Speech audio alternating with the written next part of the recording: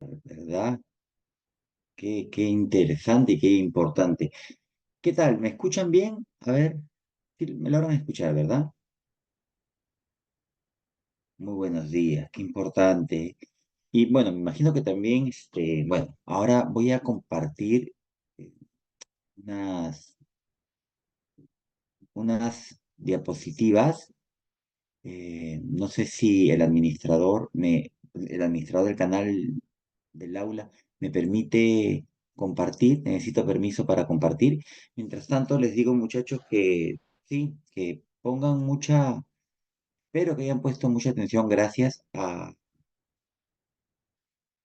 a lo que le has dicho, a las palabras que han escuchado, ¿no? Porque nosotros, por ejemplo, los docentes que hemos ya pasado también por aulas, conocemos el camino que ustedes van a recorrer y la verdad que es un camino hermoso.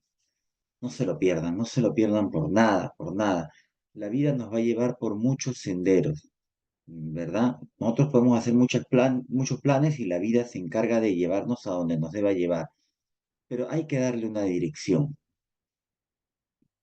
Ser parte del mundo académico, de las carreras, de las profesiones, es algo muy bonito. La preparación, yo todavía recuerdo con mucho agrado mis años de preparación, el tiempo de preparación y ni qué decirles de la vida universitaria, ¿no? La vida universitaria es maravillosa y es algo que ustedes van a disfrutar mucho, mucho, mucho, mucho, mucho. Así que vamos a comenzar. Ustedes ya saben que estamos en el curso de psicología. La semana pasada tuvimos una, vamos a decirlo así, pequeña clase de introducción. ¿Recuerdan? Vimos algunas preguntas de examen, algunas parecían sencillas, algunas no tanto, y nos dimos cuenta que, digamos, que psicología es un, vamos a decirlo así, es un curso que tiene que ver mucho con nosotros, entonces siempre termina siendo un tanto apasionante. Mucha gente me dice, profe, ese curso me gusta, me llama la atención. Muy bien, claro, ¿cómo te va a gustar si habla de ti? La psicología habla de nosotros. Vamos a comenzar hoy rápidamente, porque hay mucha información de compartir, pero es información que no les va a costar asimilar, porque como les digo, la psicología eh, trata de nosotros y por eso se nos va a hacer familiar. Bienvenidos pues al curso de psicología. Esta semana, la semana uno, vamos a ver psicología como ciencia. Psicología como ciencia. Y para ello vamos a hacer un, vamos a meternos en una nave espacial, así, y vamos a tratar de viajar en el tiempo. Vamos a tratar de viajar en el tiempo. A ver, ustedes son el área ABC, ¿verdad, chicos? Confirmen. Entonces, sí. ¿Cuántas preguntas de psicología vienen para ustedes? Yo sé que para el área A viene como 5, 6. Ah, ya, 6, 6, ¿verdad? 6 en el A. Oye, es un montón de preguntas, ¿eh? Es un montón. No hay que dejar pasar la oportunidad de resolver. Entonces vamos a ir de a poco con la psicología para que no quede dudas y cada semana tratemos de abordar todo lo que tiene que ver con psicología. A ver, veamos. Ujú. Eh, vean esta primera diapositiva. ¿Cuáles crees que son las funciones de un psicólogo? ¿Qué crees que está haciendo ese psicólogo de la izquierda? A ver, ¿quién me dice? Bueno, esta psicóloga. ¿Qué está haciendo esa psicóloga de la izquierda? Escuchando, observando también, analizando al paciente también, escuchando. Interesante. Evaluando puede ser. Ya, ¿y el de la derecha qué puede estar haciendo?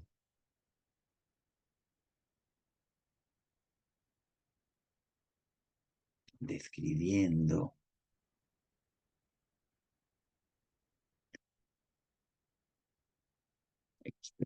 Viviendo su estado. Un test parece, sí, exactamente. Yo también creo que está haciendo una autoevaluación, un test, ¿no? Porque se pueden leer las palabritas. Entonces, generalmente, y esto es bastante común, cuando una persona escucha a otra persona decir, vengo de ver a un psicólogo. Cuando tú escuchas que alguien dice, vengo de ver a un psicólogo, ¿qué piensas? ¿Qué es lo primero que piensas? La verdad,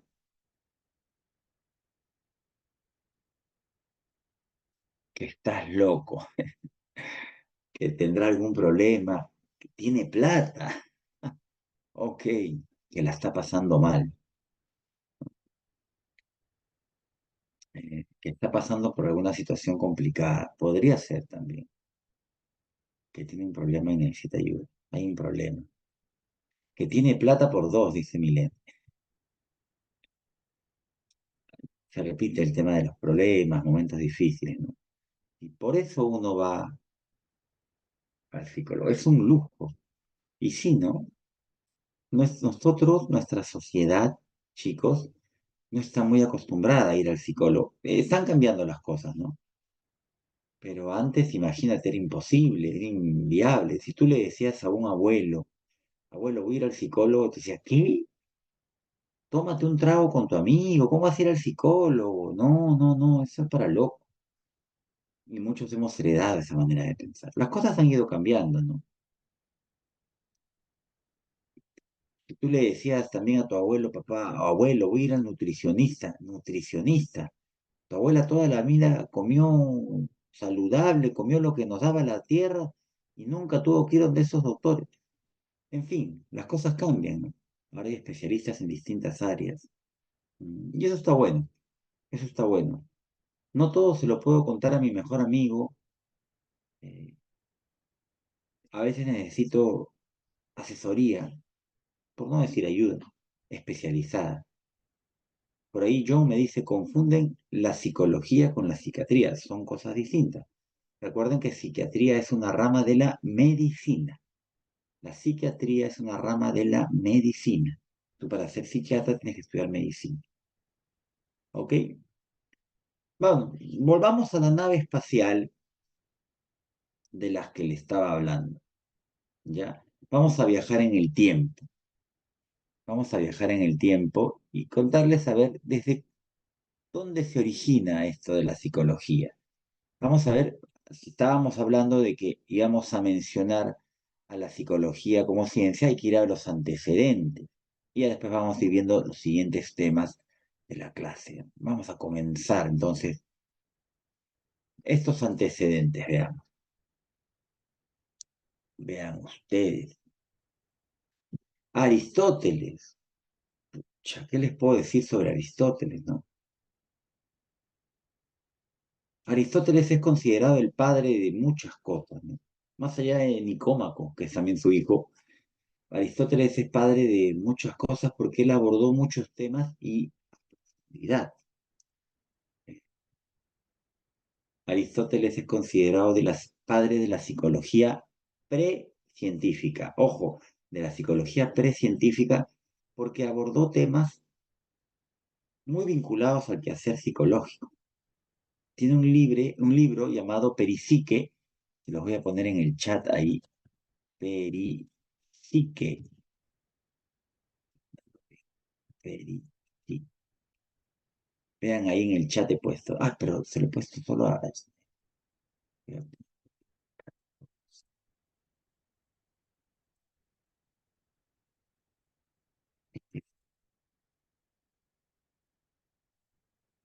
Peri... Ahí en el chat se puede ver. Ese es un libro de Aristóteles donde aborda temas vinculados al quehacer psicológico, ¿no? Aristóteles era un tipo que sistematizaba mucho los conocimientos, escribió mucho. Gran parte o una parte de su obra se perdió con el tiempo, pero mucho quedó, mucho quedó. A ver, vamos a ser muy honestos, chicos. Eh, la pregunta mejor. ¿A quién se le considera la madre de todas las ciencias? Es una pregunta que creo que ya les hice. ¿A quién se le considera la madre de todas las ciencias? A la filosofía, muy bien. ¿Por qué? Porque ustedes saben que la actitud filosófica es totalizadora, ¿no? Quiere abordarlo todo, quiere saberlo todo. Entonces, dentro de todas esas cosas que hablaba, especulaba la filosofía, estaban pues temas que estaba la psicología.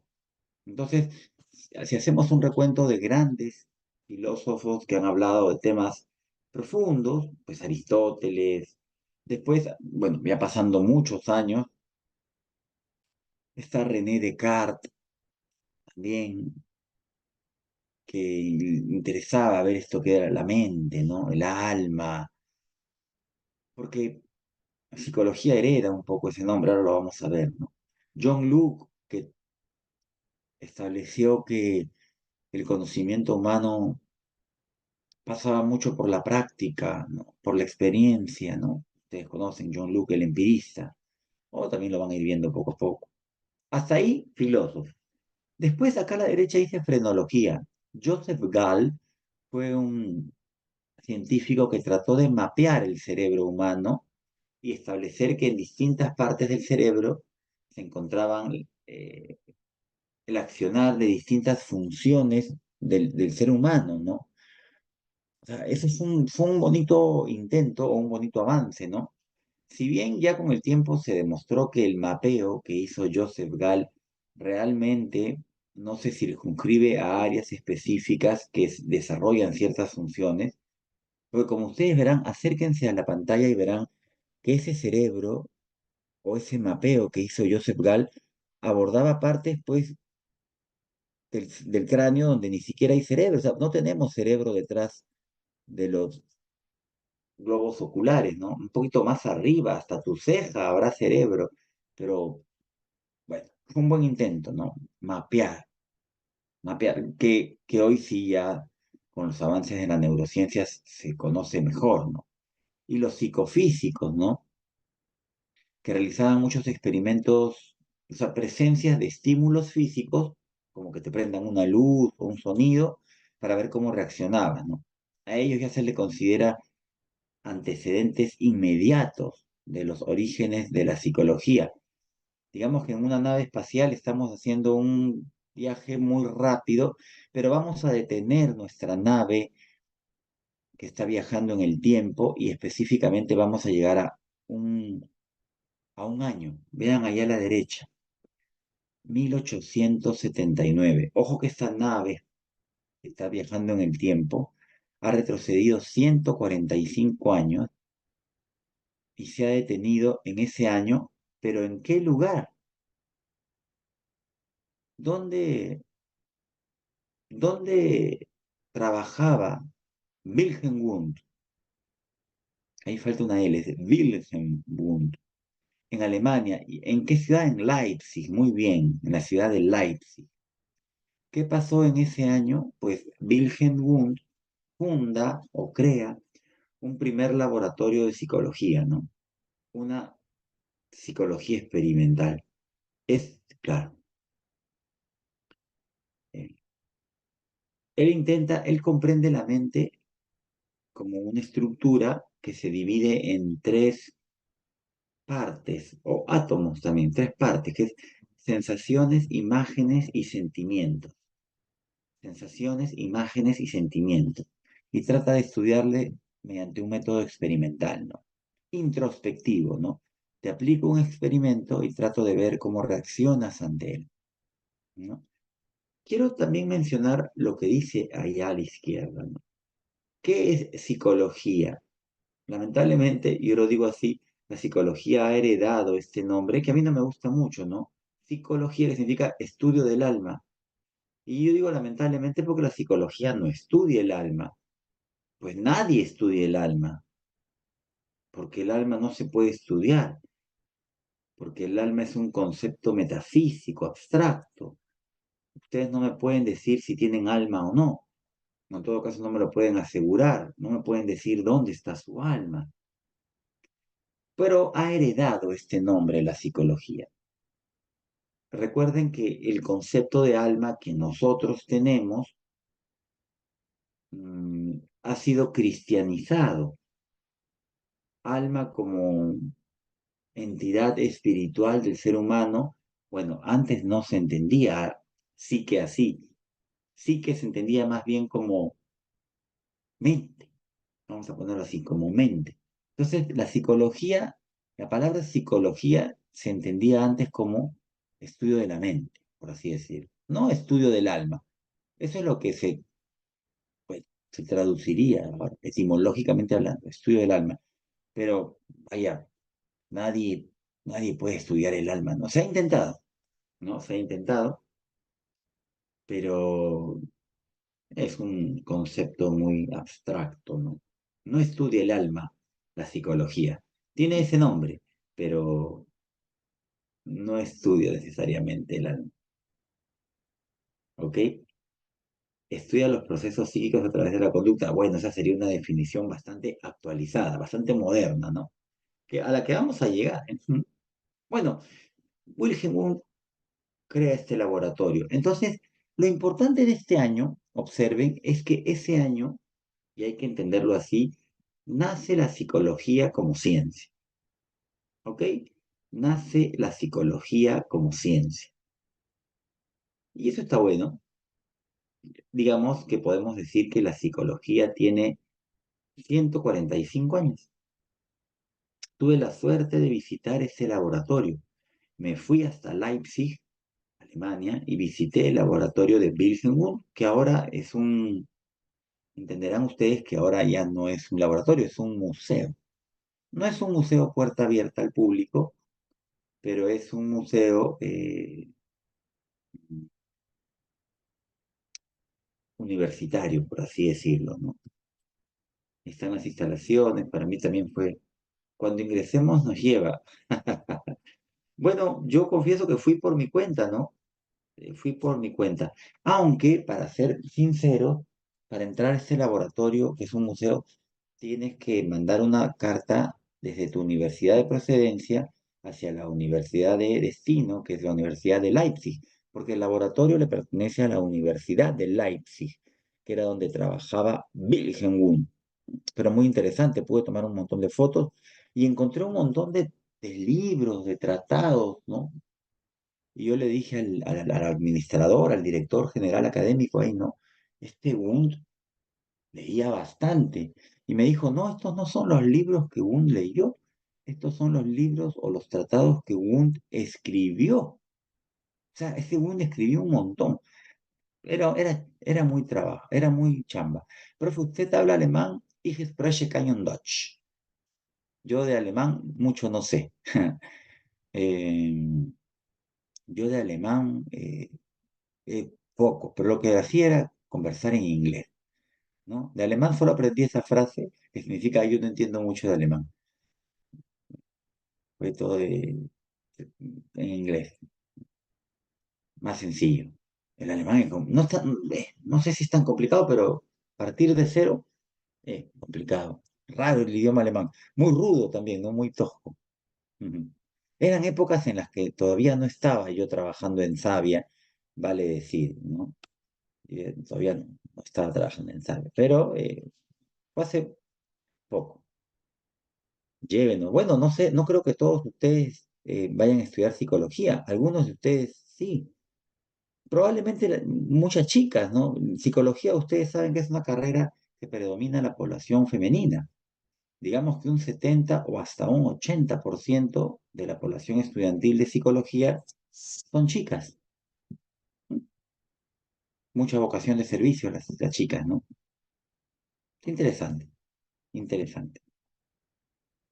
Ok, ahora, el chisme, dice Jeremy, y la verdad, yo creo que es más vocación de servicio, porque no todos los psicólogos, ahora vamos a ver, se dedican a escuchar a las personas. Otros hacen, digamos, otras cosas. Pero ahora vamos a ver.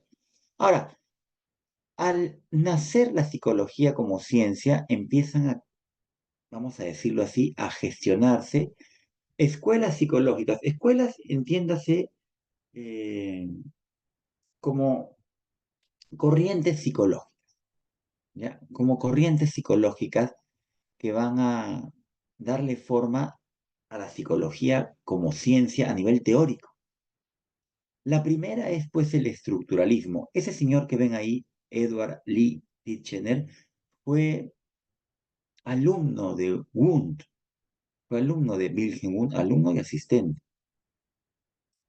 Tanto Wundt como Titchener consideraban que la mente era una estructura, por eso a esta escuela se le conoce como estructuralismo. ¿Qué método utilizaban? La introspección, ¿no? Introspección es mirar hacia adentro, porque te aplicaba un experimento y tú decías qué era lo que estabas sintiendo o experimentando, por eso se llama introspección. ¿Y cuál es el gran aporte del estructuralismo?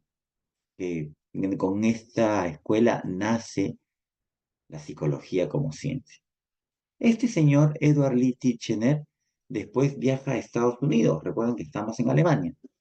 Viaja a Estados Unidos y trata de explicar y convencer a los gringos lo que estaban haciendo en Alemania. Y los gringos, la verdad, mucho caso no le hicieron porque decían, ¿qué es la mente o qué es la conciencia? Una estructura, ok, es algo, ok, y a mí qué me importa, ¿no? Los gringos son más prácticos, no les interesa saber qué es algo, sino qué uso le pueden dar, qué provecho pueden sacar. Bueno, y los gringos entienden que, a ver, más que saber qué es la conciencia, es una estructura, digamos, cómo funciona, por eso nace el funcionalismo. ¿Cómo funciona la conciencia? ¿Cuál es su función? Eso nos interesa para saber qué provecho podemos sacarle. Por eso es como verán, dice ahí que el funcionalismo trata de sacarle un sentido utilitario a la psicología. Y entonces se pone muy de moda la construcción de test o pruebas. Pruebas para medir la inteligencia, pruebas para medir la personalidad. Uf, es una época, el funcionalismo, finales del siglo XIX e inicios del siglo XX, donde se construyen muchas pruebas. A esta rama de la psicología se le va a llamar psicometría. Psicometría es una mezcla entre psicología y estadística. Se construye una prueba que te arroja puntajes que se ha encargado de la medición de algún tema, pues en este caso psicológico, ¿no? Como le dije, inteligencia, en fin. Entonces por ahí va. Los gringos más prácticos, ¿no? Al gringo no le interesa qué es, sino para qué sirve, funciona, cuál es la función. A ver, eso estaba pasando en Estados Unidos. En Rusia tenemos la reflexología. Ahí tenemos al gran Iván Pavlov, que estaba haciendo un experimento. Quería saber, o sea, reflexología, acuérdense, viene de reflejos. La presencia de un estímulo va a hacer que haya una respuesta, un reflejo, por así decir. Una respuesta o un reflejo. Ya, ellos estudiaban eso, ¿no? Sobre todo en animales y después todo eso se ha extrapolado en seres humanos, donde obviamente es más difícil experimentar, ¿no? Nosotros respondemos ante la presencia de estímulos y a veces nos acostumbramos a la presencia constante de esos estímulos y quedamos condicionados, ¿no? Y a eso lo vamos a ir viendo más adelante, pero es muy interesante lo que hizo la reflexología. Y vale decir, vean ahí a la izquierda, reflexología influyó mucho en lo que va a ser el conductismo. Vale decir, muchachos, que no hay mucho misterio en lo que estudiaba el conductismo. La misma palabra lo dice. El conductismo, pues, le interesa estudiar la conducta. El conductismo no quería estudiar la mente. Y aquí vamos a detenernos. Ahí está John Watson, vamos a decirlo así, el padre del conductismo. Un tipo muy objetivo y él en su discurso, porque él accedió a la presidencia de la Asociación Americana de Psicología en 1913, Él en su discurso inaugural a su gestión, él dice, ¿no? Voy a hacer todos los intentos posibles para desterrar de una vez por todas de la psicología la palabra mente, la palabra conciencia. ¿Por qué? Porque él decía, si nosotros tratamos de estudiar la mente, la conciencia, la psicología va a perder rigurosidad científica. Dejémosle la mente, la conciencia a los filósofos. Nosotros estudiemos lo único que puede ser realmente experimental. ¿Qué cosa? La conducta. Porque la conducta se puede observar. Yo puedo sacar conclusiones mediante el estudio de la conducta, no de la mente, porque yo no te puedo preguntar a ti, yo no puedo saber qué estás pensando. Y si te pregunto me puedes mentir, pero la conducta es más objetiva. Entonces el conductismo estaba reñido, peleado con cualquier método que se acercara o intentara estudiar eh, la mente o la conciencia, o sea, el estructuralismo, todas esas. No, no, no. El conductismo solamente quería estudiar la conducta porque se puede medir, se puede observar, como dice acertadamente Celeste. ¿Qué es lo bueno del conductismo? Que eran tan rigurosos, científicamente hablando, que esto fortaleció la psicología como una ciencia. A ver, ¿a qué se refiere con crítica a la introspección? Introspección, ¿qué significa? A ver, ¿quién me puede decir? Lo he dicho. ¿Qué significa introspección?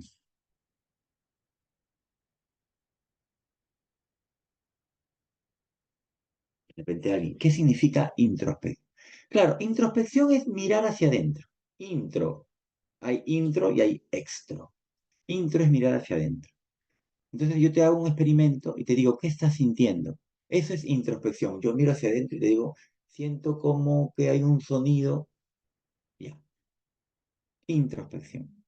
Ya, al conductismo le importaba tres pepinos la introspección.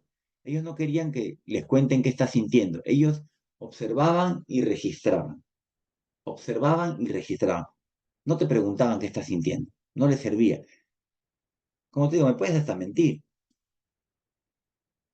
No les gustaba la introspección. Ellos querían la observación directa. ¿Mm? Por eso se dice ahí critica la introspección. ¿Ok? Interesante. Y vean acá. En Alemania aparece una escuela llamada la Gestalt. Ahí tenemos a Max Wertheimer, uno de sus grandes representantes. Esta escuela es muy interesante porque esta escuela, alejada del conductismo norteamericano, se acerca más a lo que son procesos mentales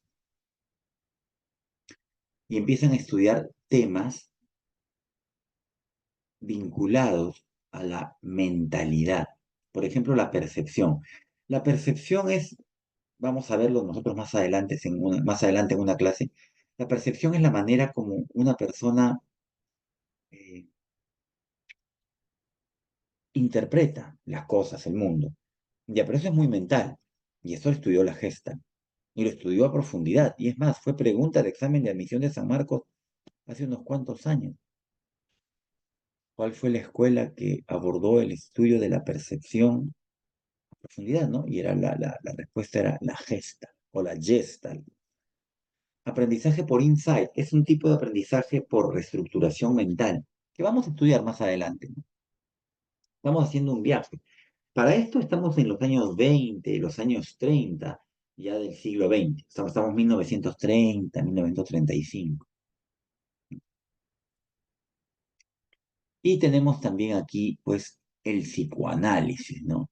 Y tenemos ahí al gran Sigmund Freud.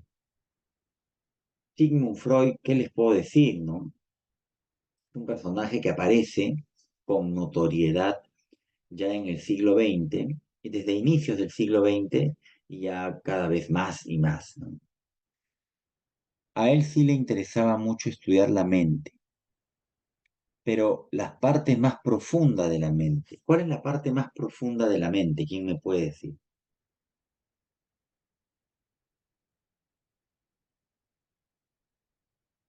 Claro, muy bien, el inconsciente. Por eso ahí a la derecha dice estudio del inconsciente. O sea, de aquella mente tan profunda que ni siquiera se da cuenta uno.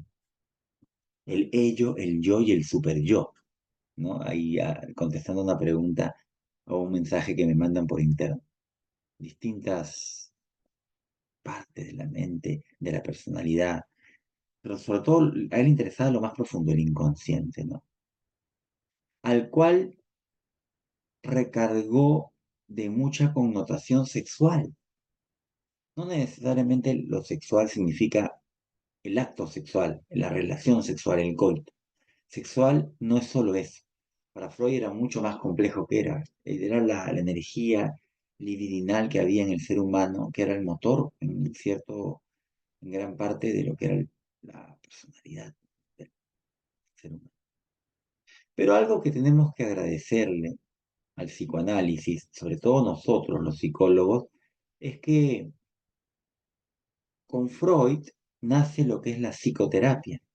A ver, acá tenemos que detenernos, chicos. Eh, Hasta aquí, antes de hablar de Freud, en ningún momento se nos había ocurrido mencionar o relacionar la salud mental del paciente con la labor del psicólogo. No, no, todo era experimentación, conducta, mente. Recién ese paradigma de psicólogo como persona que ayuda a un paciente en su salud mental, eso nace con Freud, muchachos.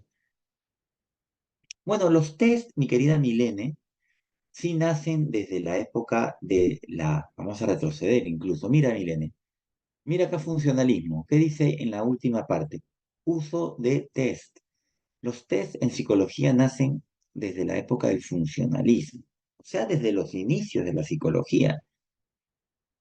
Titchener y Wundt también lo utilizaban o también comenzaron a utilizarlo, pero el funcionalismo le dio tremenda importancia. Uf, para el funcionalismo hacer pruebas era todo, todo. Ahora, la psicoterapia nace con Freud. Pregunta, de repente alguien lo sabe, ¿qué profesión tenía Freud? ¿Freud qué era? No era carpintero, no era gasfitero. ¿Qué era Freud? Era médico. Muy bien. Freud era médico. Recién en este punto, la medicina y la psicología, claro, era neurólogo, muy bien. Recién en este punto la psicología y la medicina se cruzan. La psicología estaba viendo otras cosas, mente y conducta. Pero esto de ayudar a pacientes, que lo comparte la medicina con muchos psicólogos, psicología, esto es gracias a Freud, porque Freud empieza a darse cuenta que gran parte de la salud de una persona, la salud en general, depende de su salud mental. Pero bueno, eso no nos llama la atención hoy en día. Y les puedo poner un ejemplo muy sencillo. Ustedes saben que las personas que están estresadas, el estrés es un problema mental, terminan sufriendo de dolencias físicas, ¿verdad? O sea, esto no le llama la atención a nadie. O sea, lo mental puede complicar lo físico. Ya, eso lo entendió Freud. Y entonces él desarrolló métodos para tratar de conocer estos problemas de origen mental, para tratar de resolver problemas de magnitud física.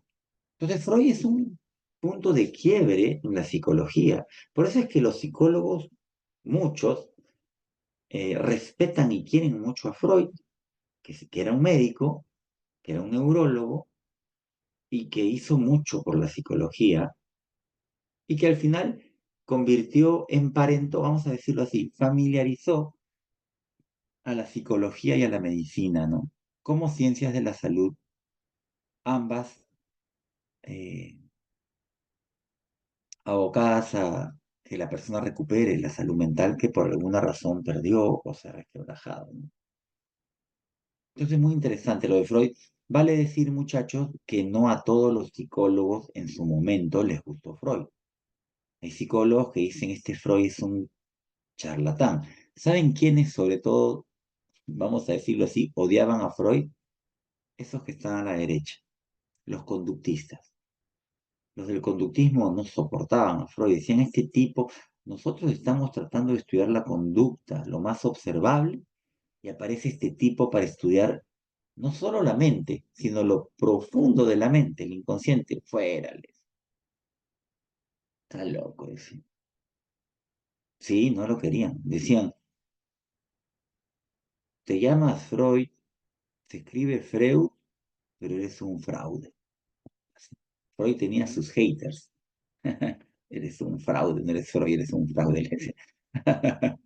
Sí, muy duro. No, ojo, ya vamos a darnos cuenta, chicos, que estas son, vamos a decirlo, vean ahí, escuelas psicológicas. ¿Qué significa? Que estos fueron el cuerpo teórico de la psicología. Jimena me dice, profesor, pero el conductismo tenía razón. Digamos que en parte tenía razón porque Freud quería hacer una ciencia.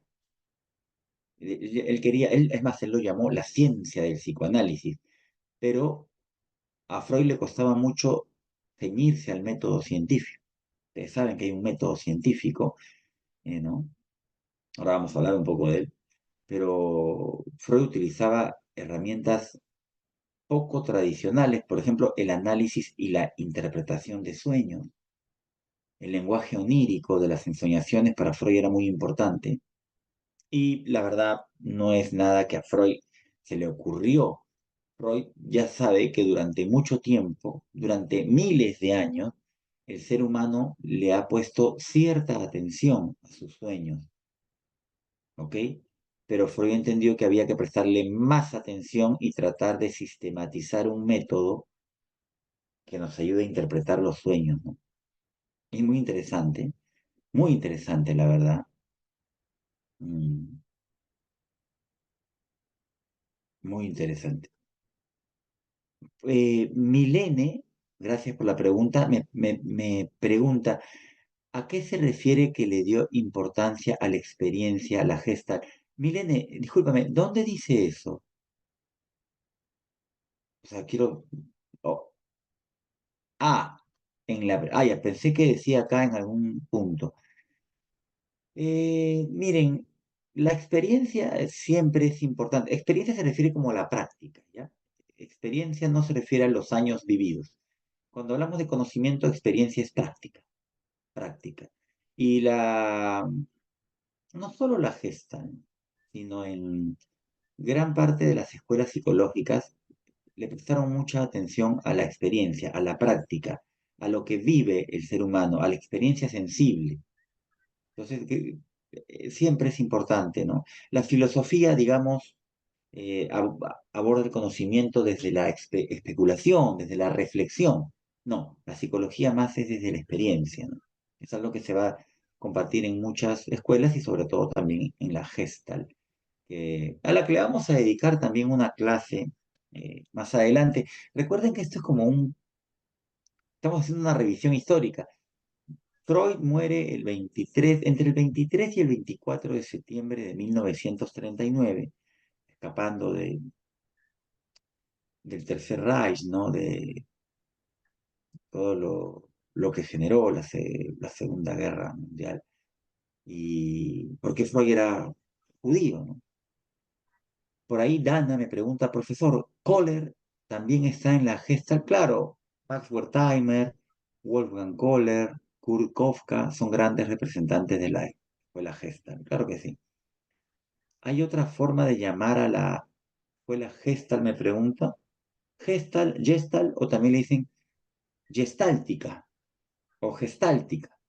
Recuerden que Gestalt es una palabra alemana que significa forma o configuración. Profe, ¿qué era el insight? Era un método de aprendizaje muy mental, un método de aprendizaje muy mental, de descubrimiento mental. ¿Ok? Sí, igual, ojo, cada uno de los temas, todo lo que es psicoanálisis, vamos a tocarlo a profundidad. Ahora estoy mencionándole las escuelas, ¿no? Porque es una primera clase, pero nosotros vamos a tener de cada una de estas escuelas una clase. Así que, uff, tranqui. Imagínense si tuviéramos una clase, o sea, una explicación muy profunda de cada una de las escuelas. Esta clase tendría que durar 10 horas. Pero ahora estamos haciendo como un viaje, comenzando con el estructuralismo, seguimos avanzando, llegamos al psicoanálisis. Chicos, hasta el psicoanálisis llegamos. Estos son escuelas. Ya hoy en día no se utiliza mucho la palabra escuelas, se utilizan más enfoques, porque enfoques es una palabra más completa que trata de explicar cómo abordas tu trabajo psicológico hoy en día. Entre psicólogos se dice, ¿no? ¿Tú qué enfoque utilizas? O sea, tu práctica profesional está basada en la teoría y en el uso de herramientas, sobre todo de qué cuerpo teórico. Por ejemplo, los que dicen, como verán ahí a la izquierda, psicodinámico, son los que están basados en el psicoanálisis freudiano. Vean ahí, impulsos y conflictos inconscientes. Muchos de tus problemas, trastornos mentales o trastornos psíquicos tienen influencia sobre todo en tu primera infancia. Y ahí hay la lista de algunos grandes representantes. Karen Horney, Eric Fromm, Alfred Adler. Sí, bueno, Carl Jung, mi querida Rosemary, Carl Gustav Jung fue el principal sucesor de Freud y él ya después vamos a decirlo así, se divorcian y Jung funda su propia escuela que se llamó Psicología Analítica. Psicología Analítica. Es re volada. Jung después se metió a estudiar muchas culturas eh, en el mundo. O sea, Jung, que era psiquiatra, no solo estudió psicoanálisis a profundidad, sino después se metió a estudiar prácticamente antropología, usos, costumbres, tradiciones de distintas culturas a través de la historia y encontró muchas cosas que se relacionan entre sí en el conocimiento humano, lo que él llamó arquetipos, y él plantea el término de el inconsciente colectivo, ¿no? Hay cosas que se repiten en todas las culturas. Ya para esto Freud le dijo, ya, hasta ahí no llego, loco, hasta ver, le dijo, ya tú te volviste un chamán, eso no me interesa, le dijo Freud. Pero muy interesante lo de Jung porque Jung viajó por todo el mundo, estudió a profundidad muchas culturas y ya a Jung lo van a ver seguramente ya en la universidad. Ya a nivel preuniversitario de Jung se menciona poco, pero vamos a mencionar algunas cosas de él interesantes. Por ahí Snyder me pregunta, profe, ¿algunos consideran que psicodinámico es igual a psicoanálisis? Te digo algo, Snyder y queridos muchachos. Escuela psicoanalítica, psicoanálisis, ya como marco teórico, Freud, psicoanálisis Freud.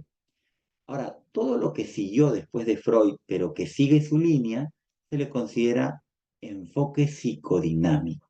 Digamos que es una manera más actualizada eh, de llamar a el psicoanálisis, ¿no? Enfoque psicodinámico que ya no tiene solo lo que propuso Freud, que en gran parte sí, sino también lo que proponen nuevos psicoanalistas, ¿no? Como por ejemplo Eric Fromm o el mismo Adler, ¿no? Que ya le quitan un poco la connotación sexual o tan sexualizada que Freud tenía y también, como dice ahí, pueden ver, también hay otros factores sociales que repercuten en la conducta, ¿ok?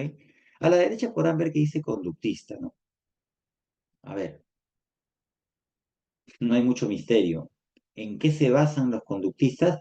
En el gran cuerpo de conocimientos que creó la escuela conductista y que sobre todo ellos abordan los problemas psicológicos en su trabajo. O sea, ellos trabajan en apuntar a modificar conductas.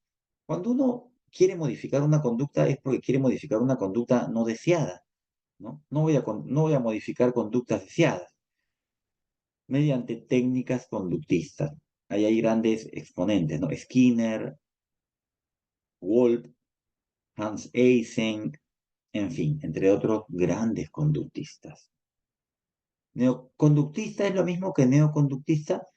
A ver, los neoconductistas son los conductistas más modernos, ya no tan radicales como Watson. Miren, retrocedamos. Miren este conductista de la derecha, Watson. Watson asume la presidencia de la Asociación Americana de Psicología en 1913, o sea, hace más de 110 años. Estamos hablando de un tipo de hace muchos años. Él era conductista y fundador del conductismo, ¿no? Pero ya aparecen nuevos conductistas. Este señor Watson era muy radical, conducta o nada. Listo. Tú le decías la mente, te decía, olvídate de eso, la mente es como una caja negra que no puede ser estudiada. Ya los nuevos conductistas no son tan radicales, son más flexibles. El neoconductismo, que me pregunta Juliana, el neoconductismo ya reconoce, vamos a decirlo así, reconoce la existencia de lo que es la mente, ¿no? La conciencia. Igual no es su campo de estudio ni de acción, pero reconoce la existencia. O sea, ya no podemos negar que algo pasa aquí, ¿no? Entonces eso es ya más neoconductista, a la pregunta de Julianita. Veamos otros enfoques psicológicos. Miren aquí. Aquí ya estamos en 1950, 1960. El humanismo. Ellos se autodenominaron la tercera fuerza psicológica. Ellos decían, psicoanálisis y conductismo, las dos primeras fuerzas psicológicas. El humanismo se autodenominó, lo que vale decir que se autodenominó, la tercera fuerza psicológica. ¿Qué decían ellos? Mal el psicoanálisis porque solo estudia al ser humano desde su rama patológica, o sea, solo quiere ver los problemas mentales. Y eso no está tan chévere porque hay gente que no tiene problemas mentales. Yo les pregunto algo a ustedes, chicos.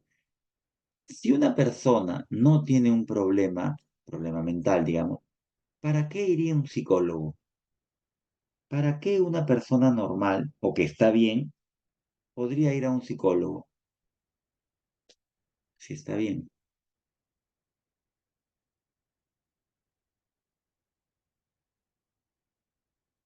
Para mantenerse bien o para estar incluso mejor, ¿verdad? Claro, claro, me pregunta por ahí, ¿y qué es estar bien, no? Digamos que todo estable, ¿no? Aparentemente ningún problema que me limite, me haga perder productividad. Entonces, yo me siento bien. Entonces, ¿qué hago? Bueno, el humanismo dijo, la psicología no debe ser empleada solamente para ver el lado bah, patológico del ser humano. El ser humano es un ser que se orienta hacia su autorrealización. Es una palabra que le gusta mucho a los humanistas, hacia su autorrealización. Y al humanista también no le gustaba mucho el conductismo, porque decía, estos conductistas nos ven como ratitas de laboratorio.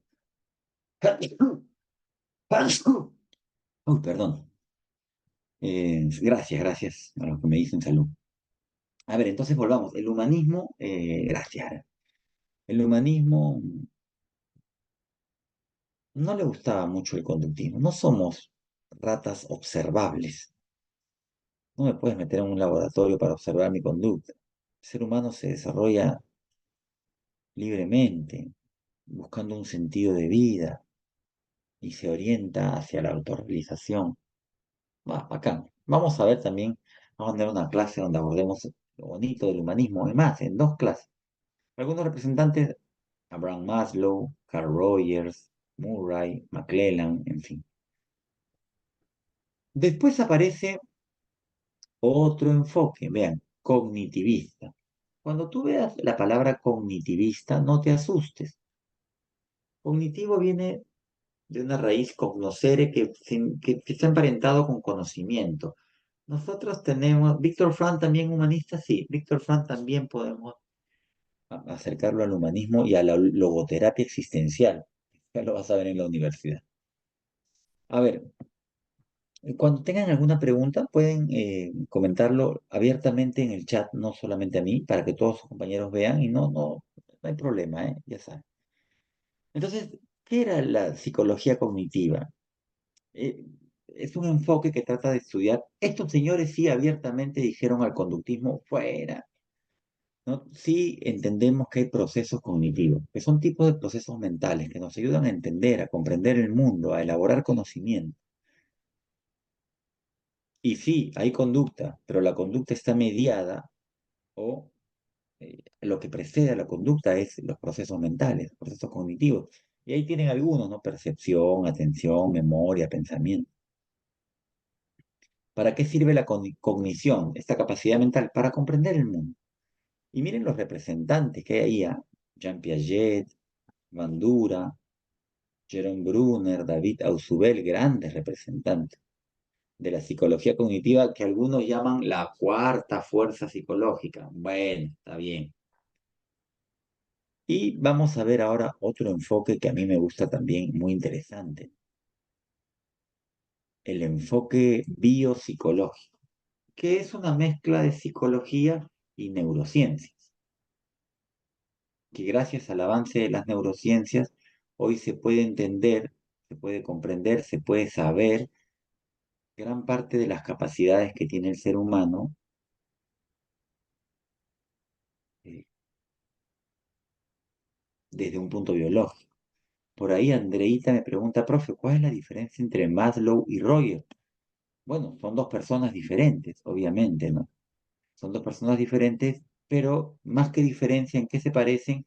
En que ambos grandes representantes del humanismo coinciden en que el ser humano tenían una visión optimista del ser humano y que se orienta hacia la búsqueda de su bienestar, ¿no? O también llamado autorrealización, o también lo llaman autoactualización. Y sus diferencias las vamos a ver yendo poco a poco. Rogers es uno de los mejores psicoterapeutas que hay. Maslow era más teórico. Maslow no hacía tanto psicoterapia. Rogers era un gran psicoterapeuta. Tremendo, de los tres más importantes quizá de la historia de la psicología. ¿Eh? Ya, ahí está. Alexander Luria, Damasio, eh, Pedro Cabanillas, ¿no? Pedro Ortiz Cabanillas, grandes biopsicólogos que tratan de entender la psicología desde el funcionamiento del sistema nervioso. ¿No? Esto es muy interesante también, ya gracias a que han avanzado las neurociencias. Hoy en día, si tuviéramos que tratar de entender qué es la psicología, pues que a nadie se le atreva a decir que es una ciencia que estudia el alma, no. Aquí podría haber una buena definición. Ciencia que estudia los procesos mentales, tanto conscientes como inconscientes, para dejar felices también a los psicoanalistas, y el comportamiento humano, obviamente, ¿no? No el comportamiento animal. Bien, entonces ahí tenemos una definición moderna de lo que es psicología. Profesor, ¿cuáles eran los representantes del enfoque biopsicológico? Me pregunta Moni. Mira, Moni, ahí está. Luria, Damasio, hay otros también. Aparte de Alexander Romanovich, Luria, Damasio, Pedro Ortiz Cabanillas, acá en Perú. Ahí tienes algunos representantes, como podrás ver, ¿ok? Ahora, ya, vamos a lo siguiente, mis queridos alumnos. No te preocupes, Moni. ¿Cuántos de ustedes aquí van a estudiar psicología? A ver, en el chat pongan yo. ¿Cuántos van a estudiar psicología aquí? Yo, me dice Lucianita, Paola, Heidi, Moni, puras señoritas. Bueno, está genial. Predomina la población femenina en la psicología, ¿es verdad?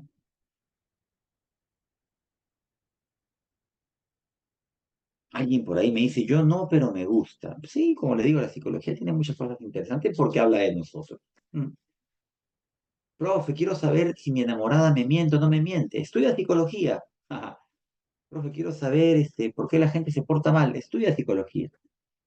Entonces, profe, quiero saber por qué los criminales a veces actúan como actúan. Estudia psicología. Hay muchas cosas interesantes en la psicología. Se ha puesto muy de moda algunos temas que ahora vamos a mencionar. Vean estas dos áreas, allá a la izquierda del... Milene me pregunta, profe, en humanismo, ¿a qué se refiere conciencia sobre experiencia? Lo vi en la pre. Bueno, no utilizaría exactamente eso, ¿no? Pero mm, no sé si utilizaría exactamente ese término, conciencia sobre la experiencia. Yo no, por lo menos, ¿no? Así que habría que preguntar a la pre a qué se ha referido, ¿no? Bueno, pero cualquiera de estos enfoques, eh, a diferencia del psicoanálisis, siempre apelan al lado más consciente del ser humano, ¿no? Solamente el inconsciente es psicoanálisis. Más conscientes sí podrían ser los otros, ¿ok? Veamos acá en el área, perdón, el lado izquierdo. Psicología básica y aplicada. No te asustes, no te preocupes. Cuando hablamos de psicología básica, hablamos de toda la teoría que hay y toda la teoría que se genera. La investigación científica, lo académico, los cursos que estudias en la universidad. Es psicología básica. También algunos le dicen psicología teórica, psicología pura. Vean abajo, ahí de color verde dice psicología aplicada. Ya, eso, lo que dice psicología aplicada, es a lo que tú te dedicas ya en el campo laboral. Tú cuando terminas la carrera, y ya incluso desde antes, vas eligiendo hacia qué rama te vas. Y ahí a la derecha van a poder ver las principales ramas. Por ejemplo, tenemos psicología clínica, ¿no? ¿De qué trata? Podrán ver diagnóstico y tratamiento de desórdenes conductuales y emocionales. Y aquí yo les pregunto, ¿dónde puedo encontrar un psicólogo clínico? ¿Dónde los encuentro trabajando?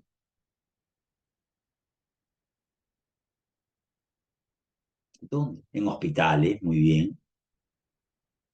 Centros de rehabilitación, ok. Clínicas, centros de salud. Hasta ahí todas buenas respuestas. Centros de salud mental también, clínicas privadas. Pero también hay una cosa, consultorios. Un psicólogo clínico puede tener también bueno, cualquier psicólogo, su consultorio privado. Y la gente va a su consultorio. ¿Qué quiere un psicólogo clínico? Ayudar a recuperar la salud mental que, como les dije al inicio, por alguna razón esta persona eh, ha perdido o se ha resquebrajado. Psicólogo clínico. Trabaja sobre todo uno a uno, ¿no? Face to face, sobre todo trabajos personalizados. También puede haber terapia de pareja, ¿no? De a dos, pero por lo general es trabajo personalizado, uno a uno. A la derecha vas a ver psicólogo educativo. ¿Qué trata de hacer? Está muy relacionado al proceso de enseñanza-aprendizaje. Ayuda al educando en su proceso de aprendizaje. ¿Dónde podemos encontrar psicólogos educativos? En colegios. También puede haber en universidades, en escuelas. En academias también puede haber. En centros educativos, está, con eso englobamos todo. Ahora, yo les digo algo. Hay una ley en nuestro país que obliga a que cada centro educativo tenga un psicólogo educativo.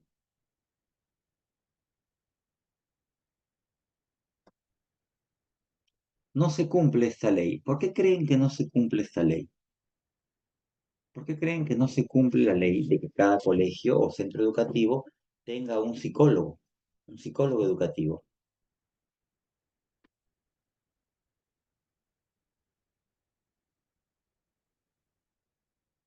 Por ahí que algunos centros educativos no lo ven necesario, claro. Algunos colegios no tienen el presupuesto, también vale decir. Y hay otra razón muy importante. No hay tantos psicólogos educativos, es cierto. A ver, hay que ser justos. ¿Cuántos centros educativos habrá en el Perú? Yo me imagino que decenas de miles. No hay decenas de miles de psicólogos educativos. ¿Qué? Si hay 3.000, 4.000 es mucho. Debería haber más, ¿no? Pero no hay. Los chicos ahora quieren ser influencers, youtubers. Pero se necesitan psicólogos educativos, ¿no? Se necesitan. O sea, chamba fija, sí, se necesita. O sea, psicólogo influencer. Sí, bueno, hay algunos psicólogos Hay muchos psicólogos jóvenes también que están imbuidos en nuestros tiempos, ¿no? Y están enamorados de los likes, están enamorados de los seguidores, ¿no? Como muchos jóvenes. Y caen en la tentación de eh, crear contenido, lo cual es genial. Hay contenidos interesantes, pero a veces, o sea, yo no puedo hacer contenido siempre interesante, o sea, no soy tan interesante como para todo lo que diga, siempre ser interesante. Entonces a veces caen en la tentación de lo controversial y eso ya no es tan interesante académicamente hablando. Pero bueno, ahí va. Después tenemos psicología organizacional. A ver, acá no se lo voy a preguntar yo les voy a decir. A ellos los encontramos en organizaciones, en empresas, ¿no? Trabajan el tema de la convocatoria, selección de personal, capacitación, motivación y todo lo que gira dentro del clima, todo lo que se encuentra relacionado al clima organizacional. Y aquí viene la pregunta. Sí, yo sé que en empresas. ¿En qué área de las empresas se encuentra el psicólogo organizacional? ¿Están en un área, no están en la portería ni en limpieza? ¿En dónde está? Muy bien, recursos humanos, en el área de recursos humanos. Ahí está el psicólogo organizacional. Ha crecido mucha esta área, tanto así que San Marcos se ha visto en la obligación de tener facultad de psicología y de psicología organizacional. Porque muchos psicólogos se dirigen a esta área. Y tenemos también psicología social, ¿no? Trabaja sobre las dinámicas sociales, roles sociales, los grupos. El psicólogo social trabaja con grupos. También se le puede decir psicólogo comunitario. San Marcos sí no tiene área de psicología social, la católica, la Pontificia Universidad Católica sí. Ellos sí trabajan con grupos. Los puedes encontrar en áreas de bienestar social de las municipalidades, ONGs, trabajan sobre todo temas de prevención y promoción de la salud mental, con grupos. A diferencia del psicólogo clínico que trabaja con una persona face to face, el psicólogo social sí es con grupos. Interesante. A ver, hay otras áreas de la psicología, pues sin duda. Por ejemplo, ahí está, Alison pregunta, ¿la psicología forense en qué estaría trabajando? La psicología forense trabaja con todo lo que sucede alrededor de una escena del crimen, desde lo psicológico, pues, ¿no? El tipo de sangre de la víctima no me interesa a mí, sino todo lo que puede girar en torno a una escena del crimen desde lo psicológico. También está relacionado a temas judiciales, ¿no? Una chica víctima de violación, las secuelas en una familia eh, que uno de sus miembros de la familia ha sido asesinado. Dentro de la psicología también forense está la psicología criminal, mi estimada Dana, y ahí sí se ve el perfil de los criminales, no solo ve la psicología criminal. Mm.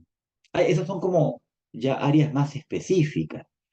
También habrán visto, que es muy interesante, ojo, a la gente le encanta todo esto, ¿no? Está muy de moda ver CSI, Criminal Minds, La Ley y el Orden. Uf, la gente le encanta ver esto, que dista mucho de la realidad, ¿no? En realidad no es tan cinematográfico como sale en esa serie, ¿no? La psicología eh, forense no es tan cinematográfico ni adrenalínica, ¿no? Si ves ahí el psicólogo persiguiendo vecinos, no. Eh, También se ha puesto muy de moda la psicología criminal. Eh, Ha salido pues muchas series de, por ejemplo, Jeffrey Dahmer, Ted Bundy, o sea, entrevistas, casos de asesinos seriales, y a la gente le encanta eso. ¿Por qué? Porque es interesante, sí, porque es interesante. ¿Cómo alguien puede matar a tantas personas? ¿Por qué mata? Es muy interesante, ¿no? Ahora, por ahí Heidi me pregunta, profe, ¿pero en Perú enseñan esas ramas o sí? Un tanto sí.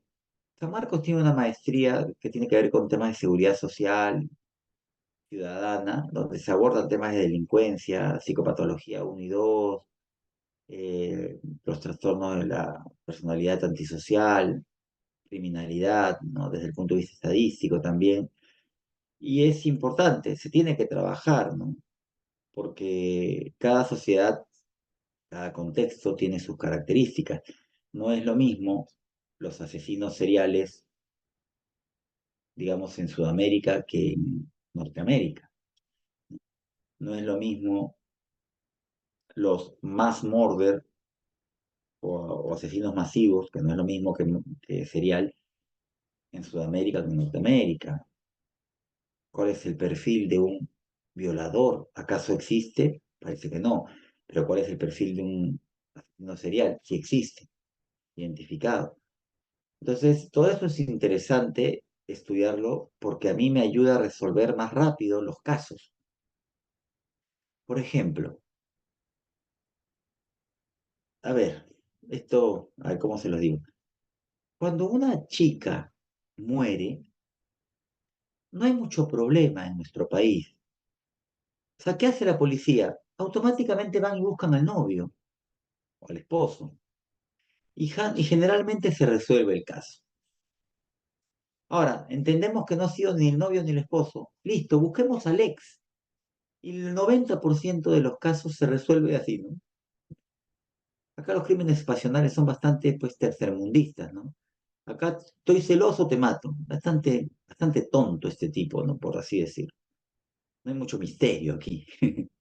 No es como un asesino serial en Estados Unidos que mata a personas desconocidas, sin razón aparente. Acá los crímenes son más pasionales, más. Entonces no hay mucho misterio, pero el hecho de yo saber dónde se sitúa, cuál es el patrón de asesinos generalmente, los feminicidas, me ayuda a resolver más rápido. Claro, hasta cierto punto muy predecible, diría yo, y es verdad. Y yo digo bastante tonto, ¿no? Porque no sale a cuenta matar a alguien y comerte 20 años de prisión simplemente porque te dijo no quiero estar contigo, ¿no? O porque se fue con otra persona. Pero a ver, explícaselo al asesino, pues ni vuelta que dar. Entonces sí, hay ramas muy interesantes, la psicología forense, la psicología deportiva también está muy de moda ahora, ¿no? Los clubes como Alianza Lima, Universitario, Cristal, la selección peruana de fútbol y los principales clubes tienen psicólogos deportivos. Muy interesante también, ¿no? Seguramente ese Vinicius Junior debe ir al psicólogo ahí en el Real Madrid. El Real Madrid tiene una escuela de psicología deportiva muy interesante, muy interesante, y seguramente va a tratar de ayudar a este muchacho que anda con sus problemas. Para afrontar que Gareca se fue con Chile. Bueno, pues eso tiene que afrontarlo la, la hinchada, ¿no? La hinchada, ¿no? Gareca está bien, Gareca está tranquilo, los jugadores también, porque los jugadores a lo largo de su vida tienen muchos técnicos. Los que se han quedado tristes ha sido la afición, ¿no? Bueno, no pasa nada. Nos dejó estrés postraumático. Tanto así. Bueno, hay otras áreas en psicología, psicología publicitaria, del marketing, en fin. Anda facturando Gareca y está bien, ¿no? Le corresponde, ¿no? Si acá no, por ahí que no se le valoró tanto, ¿no? Hablo de la Federación Peruana de Fútbol. Ahora, estas son las áreas. Con la corrupción nunca ganaremos mundial. Y tocando temas difíciles, mi estimado José. Vamos ahora a los métodos. Esto es muy importante, mis queridos alumnos. Los métodos en psicología. A ver, la psicología, eh, como cualquier disciplina, necesita métodos para trabajar, para lo que va a ser su campo aplicativo. ¿Y qué métodos utiliza la psicología? Hay muchos métodos. Acuérdate que método significa camino hacia, o sea, una forma de llegar hacia algo. Eso es método. Y los objetivos de la psicología se deben cumplir con ciertos métodos. Vean ese primer método. Ahí dice método descriptivo. Algunos lo llamaban antes también método observacional, ¿no? ¿Sí? El método descriptivo básicamente es observar y registrar. O sea, tienes que mirar y tienes que anotar. Lo único que yo puedo mirar es la conducta, acuérdense. Yo no puedo mirar lo que tú estás pensando. Jamás. No puedo saber qué estás pensando, ni me interesa saber. El método descriptivo observa y registra. Y en base a esas observaciones ya puede tomar ciertas decisiones. Claro. La mejor manera de observar un fenómeno psicológico es en el lugar donde sucede el fenómeno psicológico. Si yo escucho que hay violencia dentro de un aula, lo mejor es observar a los alumnos en el aula. Yo no quiero observarte en el baño, ni en tu casa cuando duermes. Lo mejor es observar la violencia del aula en el aula. No siempre es fácil, ¿no? Porque cuando se extrapola el objeto de estudio hacia un laboratorio, pues ya la conducta no es la misma. A veces es necesario, pero lo mejor es observaciones, como dicen, naturalistas. ¿A qué se refiere observaciones naturalistas? Observar en el lugar natural donde el sujeto se comporta. ¿Qué es lo bueno del método descriptivo? Que es muy barato. ¿Cuánto me cuesta observar y registrar? Nada. Solo necesito mis ojos, una persona que sea especializada en observación de conductas, y anotar, pues, lápiz y papel, es muy barato. ¿Qué es lo malo del método descriptivo? Que yo podré observar todo lo que quiera, pero si a mí alguien me pregunta, profe, ¿ya vio cuáles son las características de la conducta violenta de los alumnos en el salón X? Sí, ya vi, se insultan, se pegan, se lanzan cuadernos, ya. Si alguien me pregunta, profe, ¿y por qué cree que son violentos? Ah, eso sí no tengo la menor idea. El método descriptivo no te dice el por qué pasan las cosas, solo te dice cómo pasan, o sea, describe, pero por qué sucede eso no lo sabe el método descriptivo, ni idea, ¿ok? Esa es una limitación del método descriptivo. Ahora, el método correlacional. Esto es muy sencillo, ¿no? Correlacional, trata de relacionar variables. Vean ahí, dice, ¿no? Detectar las relaciones entre variables.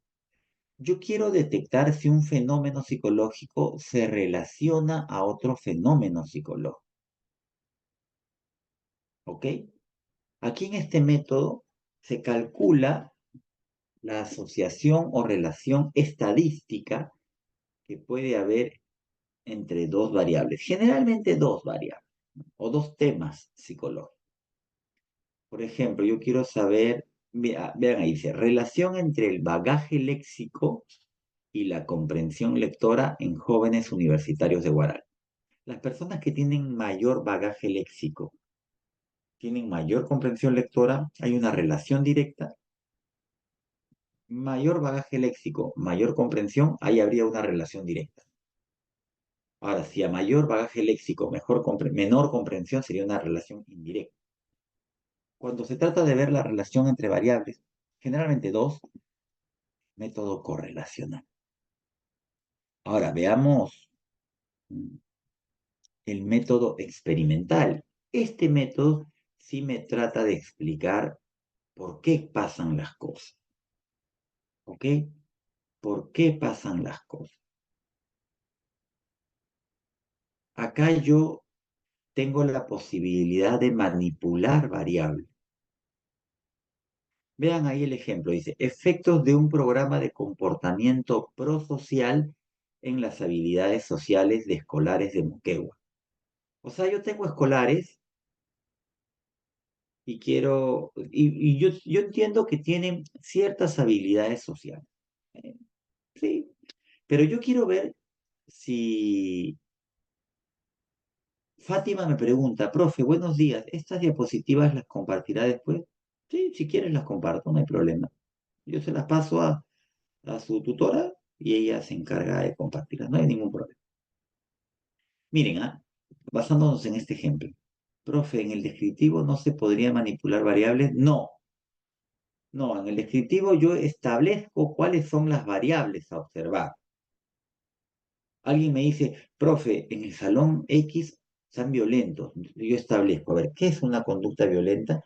Y las observo, pero no las manipulo, ¿ok? En este método, el método experimental, se manipulan variables.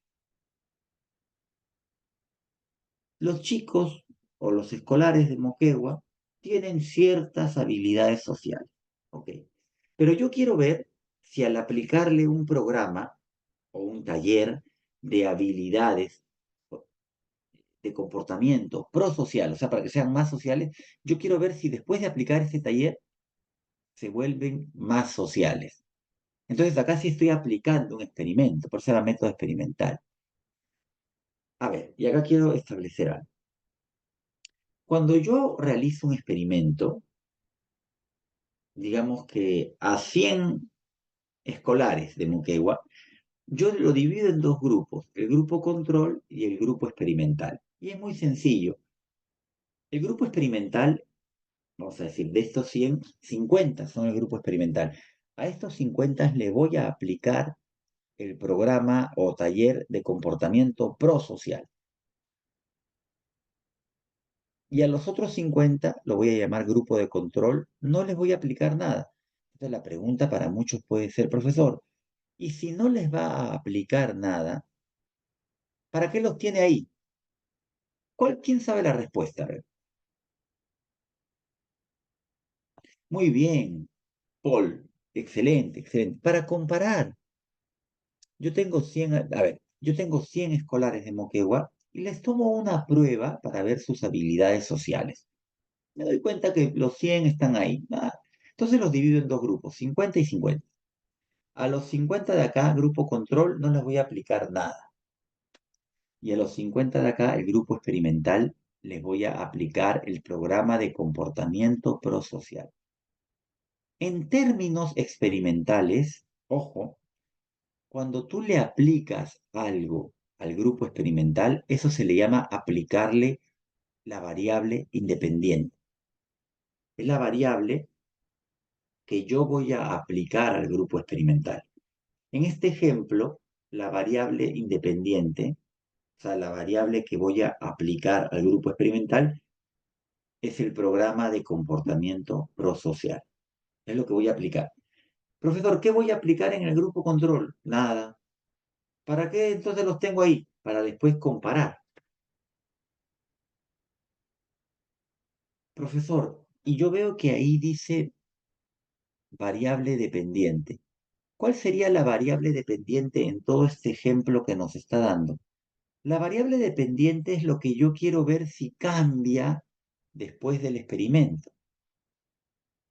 Quiero ver si mejoran sus habilidades sociales los chicos del grupo experimental. Ah, ya, esa es la variable dependiente. Yo después de 2 meses que termine el experimento, vuelvo a juntar y a los 100 alumnos, o sea, sumando los 50 del grupo control y los 50 del grupo experimental, los junto y les aplico otra vez una prueba para ver cómo andan sus habilidades sociales. Y me doy cuenta, imagínense, que me doy cuenta que los del grupo control, bueno, no han cambiado nada. Como en ellos no he aplicado ningún experimento, siguen siendo o siguen teniendo las mismas habilidades sociales que tenían al inicio. Pero en el grupo experimental ahora los encuentro con muchas habilidades sociales, ha mejorado. ¿A qué se debe? A que en ellos apliqué un programa, un taller de comportamiento prosocial. Entonces ahí mi experimento toma forma y yo puedo decir, miren, si tú a un grupo de escolares de Moquegua le aplicas un programa de comportamiento social, esto repercute y mejora las habilidades sociales en ellos. Listo, tengo un experimento bastante honesto y que me puede servir de repente para hacer una tesis, no sé. Y así funciona el método experimental. Profe, en el grupo control no se da un efecto placebo, no necesariamente. El efecto placebo se estudia en el grupo experimental, mi estimada Celeste. Porque yo le puedo decir, imagínate que yo, es que ya esto es meternos un poco más, pero imagínate que yo voy a hacer un experimento para ver si cierto medicamento cura a los pacientes con diabetes. Hay un grupo, el grupo control, que no le voy a aplicar nada. Y hay un grupo, el grupo experimental, que le aplico el medicamento. Pero ojo, en ese grupo experimental, Celeste, si divido en dos subgrupos, pero esto solo lo sé yo, a unos les doy realmente el medicamento y a otros les doy un efecto, o sea, un medicamento placebo, o sea, una sustancia pero que no tiene ningún no, efecto farmacológico reconocido, curativo, ¿no? Eso ya lo trabajo, pero igual tengo que aplicarlo en el grupo experimental, porque en el grupo control no se aplica nada. No, ninguna mentirita, ningún efecto, nada, no se aplica nada, simplemente se mide para métodos, para formas comparativas, nada más. Lo placebo se aplicará en el grupo experimental, que es un tipo de, de experimento, ¿no? ¿Entiendes? Profe, entonces la variable dependiente es la consecuencia de la variable independiente. Claro, la consecuencia, tú entiendes que consecuencia es al final, ¿no? Pero recuerda que la variable dependiente, que yo quiero ver si varía después de la aplicación de la variable independiente, yo desde un inicio del experimento ya la estoy evaluando. Porque yo antes de comenzar el experimento, a los dos grupos le aplico una prueba para ver cómo andan sus habilidades sociales. Y después le aplico una prueba al terminar el experimento. La variable dependiente, sí, probablemente tenga consecuencias después de la aplicación de la independiente, pero quizá no. Ojo, en un experimento puede ser que no. Imagínense que a mí me dicen, profesor, ¿qué pasa si a los adolescentes los hacen jugar demasiadas horas Fortnite? Se pueden alterar o pueden volverse medio tontos. Bueno, hay que demostrarlo en un experimento. De repente, junto a un grupo de muchachos y no el grupo control, ya nada. Y el grupo experimental los hago jugar 2 horas al día a Fortnite. Y me doy cuenta después de 3 meses que no han perdido capacidades cognitivas. Entonces yo digo, no hay un impacto de la variable independiente y puedo concluir, el jugar Fortnite no disminuye las capacidades cognitivas de los adolescentes. Y no hubo un impacto. Entonces hay que hacer el experimento. Profe, hay variables de control. Claro, las variables de control son las condiciones que tú estableces en un experimento. Por ejemplo, este experimento no lo estoy haciendo en adultos, sino en escolares de Moquegua. Ya, esas son las variables de control. Las condiciones que tú estableces en tu población o en tu muestra para lo que va a ser tu estudio. Esas son variables de control. Ojo, eso ya se va a nivel de la universidad. Y cuando James me pregunta, profesor, ¿existen variables extrañas? Claro, ya esto es un poquito más, pero una variable extraña es cuando sucede algo en el experimento que puede alterarlo. Por ejemplo, mi estimado James, imagínate que yo estoy haciendo un experimento con 100 niños, ¿no? 50 en el grupo control y 50 en el grupo experimental. Y después de unos 10 días, un niño se muere. Ahora ya no son 50, son 49. A esto se le considera una variable extraña, una situación extraña que puede interferir o incluso perjudicar el estudio. Por suerte ya se establecen ciertos métodos como para reducir o tratar de disminuir las variables extrañas. Es muy difícil llevar un experimento con situaciones extremadamente controladas si a su vez tú trabajas con observación natural, ¿no? Hay que adaptarse. Grisel me pregunta, profesor, ¿cuál es la diferencia entre el grupo de control y experimental? Que al grupo control no le aplico el experimento y al grupo experimental sí le aplico el experimento. Esa es la diferencia nada más. A uno no le aplico nada y a otro sí.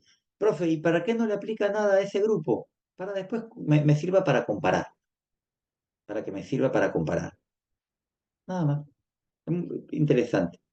No, no, súper interesante. Y para mí es importante que ustedes entiendan esto. No tanto porque sea complejo, sino porque esto les va a servir a ustedes en la universidad.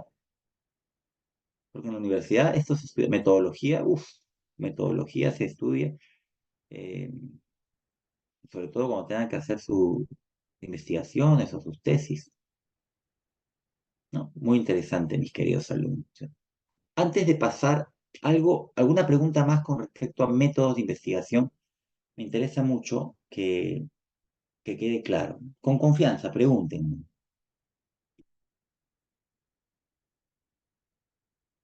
Ahora, yo les comento algo. Una vez un alumno me dijo, ok, me alegra que quede claro, solo les quiero regalar dos términos. Una vez me dijo, profesor, yo he leído por ahí el término método longitudinal. Ah, muy buena pregunta. Un método, a ver, un estudio longitudinal o el método longitudinal, pues la palabra te lo dice, no te vas a tener que asustar. Habla de longitud, o sea, habla de lo largo. Cuando yo hago un experimento longitudinal, me refiero a que yo tengo que hacer un experimento a lo largo del tiempo. Por ejemplo, imagínense, chicos, que yo quiero ver cuáles son los cambios en el lenguaje, en el ser humano, de los 2 años a los 8 años. Ustedes entenderán que un pequeño de 2 años dice muy pocas palabras. A los 8 años dice miles de palabras. Ya. Una forma podría ser estudiar a un niño desde que tiene 2 años hasta que tiene 8 años. Ahora, el tema es que esto me va a demorar 6 años, ¿no? ¿Me entienden? Ahora, el método longitudinal es bien bacán porque me permite estudiar un caso a lo largo del tiempo. Ahora, pero lo bueno es que me permite tener de primera mano un caso bien estudiado. Lo malo es que me demora mucho tiempo. Un método longitudinal es como un gol en el que el jugador se lleva a todos desde su cancha hasta el otro arco y mete gol. Es un golazo, pero es muy difícil. Ahora, entonces, ¿qué hago? Me dicen, profesor, en vez de estudiar a un niño de 2 años hasta que llegue a los 8, mejor estudia a uno de 2, a uno de 3 años, a uno de 4, a uno de 5, a uno de 6, a uno de 7 y a uno de 8 y compárelos. Y los estudia a todos en el mismo momento. Ya no sería un estudio longitudinal, sino a esto se le llamaría un estudio, como dice Migumi, un método transversal. Transversal es cuando estudias un fenómeno psicológico en un determinado momento del tiempo. Pero si quiero estudiarlo a lo largo del tiempo, es longitudinal. ¿Ok? Ebert me pregunta, profesor, ¿podría volver a explicar el método correlacional? Muy sencillo, Ebert. Solamente para volver a él. Vamos a... El método correlacional es cuando tú tratas de hallar relación entre dos temas. Yo quiero ver, Ebert, si ser pobre significa ser violento. Entonces veo todos los casos de pobreza que hay y todos los casos de violencia familiar. Y veo, profesor, me he dado cuenta que es un ejemplo nomás. A mayor pobreza, mayor violencia familiar. Hay una relación de repente. Ya, eso se le dice estudio correlacional. Cuando tratas de hallar relación. Te doy una pista, un regalo, Ever. San Marcos no pregunta método correlacional porque es muy fácil. Te pongo un ejemplo. Te dicen, la investigación, como está en el ejemplo, ¿no? Relación entre bagaje léxico y la comprensión. ¿Qué método utiliza? Cuando ya ves que dice relación, automáticamente marcas método correlacional. Esa es la pista. Por eso a veces San Marcos no pregunta método correlacional, porque al decir relación ya la mayoría marca, ya, pues, si dice relación es correlación. Claro, como dice Paola, el método longitudinal demora más, pero es más preciso. Sí, pero demora más. Exactamente, demora más. Ajá, muchachos. Vea lo que dice acá. Hasta la próxima semana. No tanto así. Falta algo. ¿Qué falta? Ajá. Vamos a ver las preguntas. Voy a compartir con... Exacto. Espérense un segundo que voy a compartir las preguntas. Ustedes dijeron, ya me libré. No. Falta ver las preguntas, que ahorita las voy a compartir con ustedes.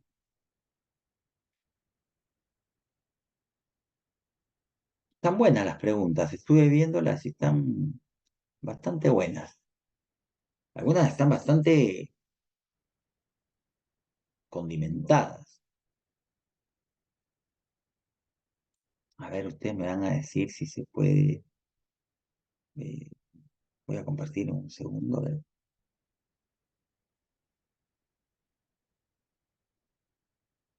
Ahí que dice en el chat, se pasó rápido la clase. Sí, se pasó rápido la clase. Psicología no tiene por qué ser un tema difícil. Y eso que para ser muy sinceros, hemos abordado bastantes cositas hoy. Pero La clase ahora, ojo, todavía faltan las preguntas, mi estimada Johanna. ¿Sí se ve lo que estoy compartiendo? ¿Me podrían confirmar? Bacán.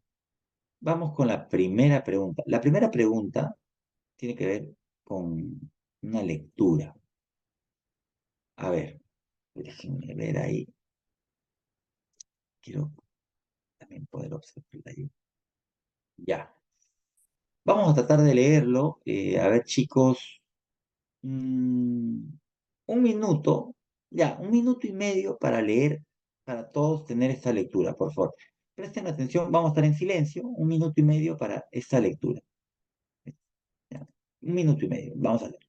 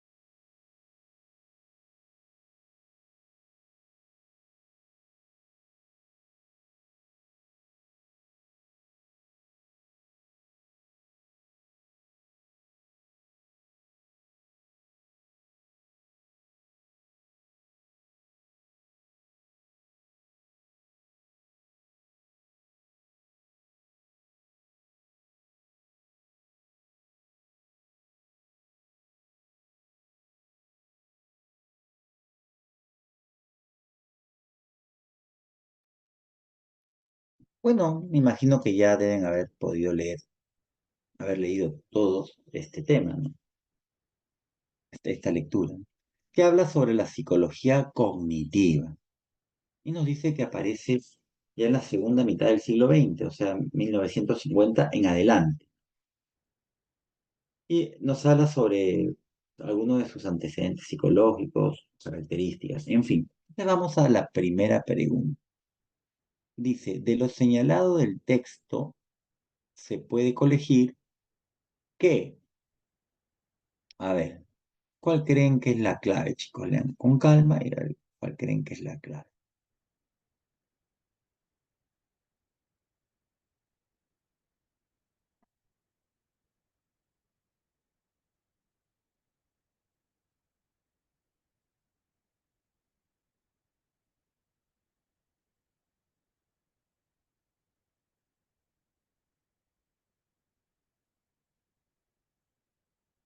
Ahí veo B, A,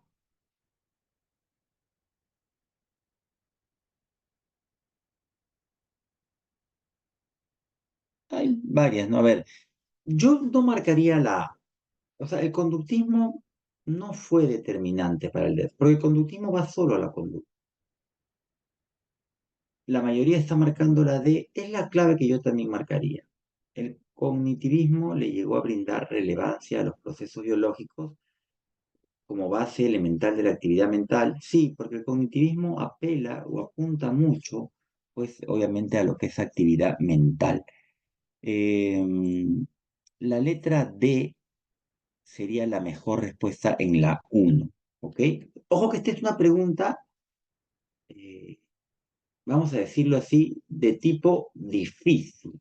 ¿Ah? Esta pregunta es de tipo difícil. La B, ¿por qué con el desarrollo del cognitivismo se desarrolla en paralelo a las neurociencias? No necesariamente fueron paralelos. El cognitivismo sí se desarrolló paralelo a las ciencias de la informática. Eso sí fueron de la mano. Pero con las neurociencias no. Más bien las neurociencias después han servido para explicar la base del cognitivismo. Pues la E no tiene asidero porque el que se apoya en la explicación y la precisión del comportamiento o de la conducta, que es lo mismo, es el conductismo, no el cognitivismo. O sea, la E sería válida si en vez de decir lo que caracteriza el cognitivismo, diría lo que caracteriza el conductismo. Ahí sí. Ahora, la 2 dice, de acuerdo con el texto, ojo, vámonos al texto, ¿eh? La actividad central del cognitivismo se funda en, ¿cuál creen que es la clave?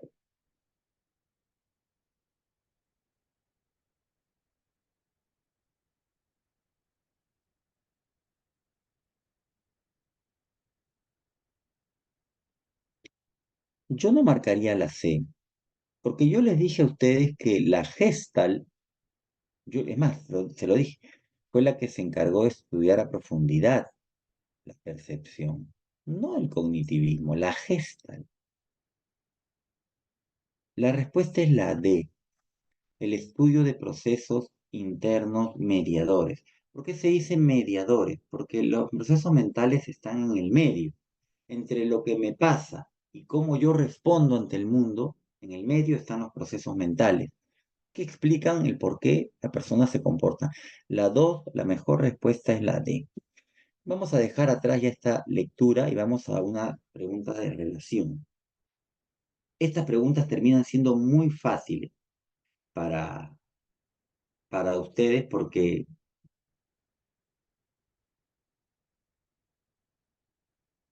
uno a veces no sabe todo, pero con un par de relaciones ya termina encontrando la clave. ¿Cuál es la clave?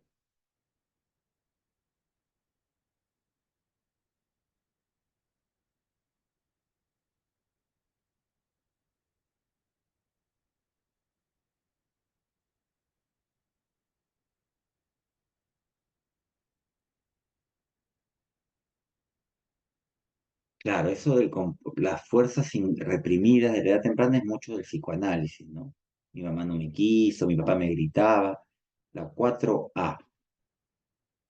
Las creencias o ideas son maneras de pensamiento y el pensamiento es actividad mental, cognitivo, 3B. Ni vuelta que darle. La clave de la pregunta número 3 es la B de bullying. Ojo, la B de bullying. Vamos con la 4.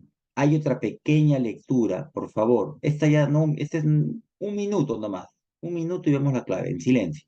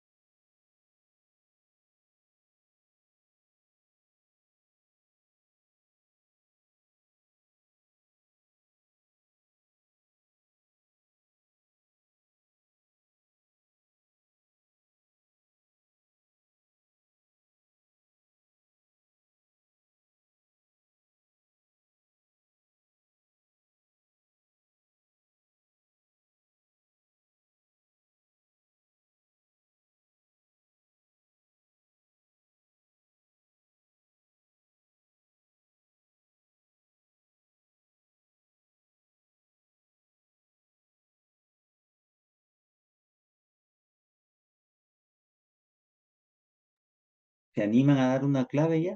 ¿La 4?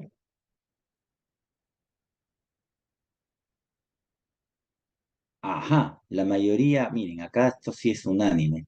La 4, la D, claro, ¿no? Las explicaciones de la conducta que carecen de susceptibilidad a la medición, objetividad y control. Aquí sí hay unanimidad. 4D, perfecto. Muy bien, chicos, ¿eh? Vamos entonces ahora con la 5. Habla sobre Daniel, un adolescente que tiende a responsabilizar a los demás sobre su mal comportamiento o malas decisiones. Al acudir a terapia, el terapeuta le señala que si no llega a encontrar un verdadero sentido a su vida, es probable que llegue a vivir una vida improvisada, la cual se caracterizaría por más frustraciones y decepciones. De lo afirmado se puede señalar con respecto a los enfoques psicológicos. ¿Este terapeuta de qué enfoque es? Ahí está. ¿Qué enfoque creen que es?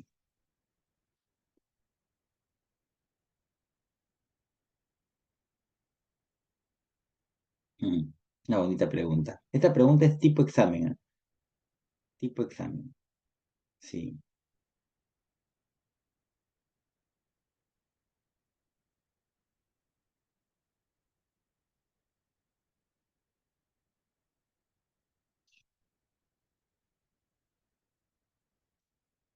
¿Cuál es la clave? Les doy una pista. Es humanista este psicólogo. Es humanista.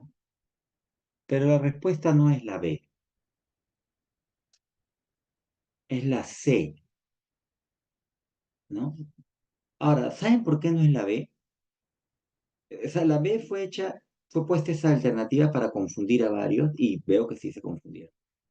Porque ahí dice perspectiva holística. Y perspectiva holística, ustedes han marcado la B muchos y ni siquiera saben qué es perspectiva holística y no me han preguntado tampoco.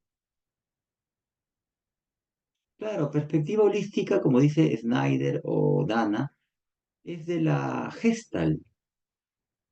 Holo significa todo, así te lo digo. Holo es un prefijo que significa todo. Perspectiva holística significaría, vamos a traducirlo así, perspectiva totalizadora. Y el enfoque, vamos a decirlo así, o escuela psicológica que abordaba los fenómenos desde el punto de vista holístico era la Gestalt. Te pusieron en la letra B humanismo para que te confundas y holístico, o sea, humanismo para que te confíes y holístico. Profe, pero humanismo no recibe influencia de la Gestalt. Bueno, el humanismo recibe influencia de muchas cosas, del existencialismo, de la logoterapia existencial, de la fenomenología, de muchas cosas, pero no por eso vamos a tomar un término que está ligado a la Gestalt. En cambio, la C sí es un tema completamente humanista, ¿no? El sentido real del sí mismo. Esto sí es muy humanista. Y esa es la clave, la letra C. Vamos con la 6. El cognitivismo fue considerada la cuarta fuerza psicológica, la cual brinda énfasis en sus estudios en la manera como el comportamiento está determinado a partir de las estructuras o construcciones mentales que cada individuo elabora. A continuación, señale la alternativa que no presenta un tema que aborda el enfoque cognitivo. ¿Quién me dice?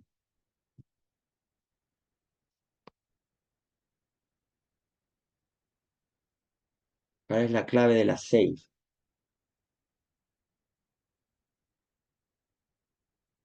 Oye, sí, ¿no? La 6 está cantado que es la letra C. Porque la C, ya, ¿y a qué enfoque más bien pertenece la letra C? ¿Quién me dice? Está fácil, ¿eh? Claro, al conductista, pues, al conductista. Claro, fácil. La 6 es la C. Eso no pertenece a la psicología cognitiva. Uy, otra lectura. Chicos, el tiempo se va a acabar, ha volado, ¿ves? Un minuto máximo, por favor. Un minuto y vemos, pasamos a ver la clave en unos segundos.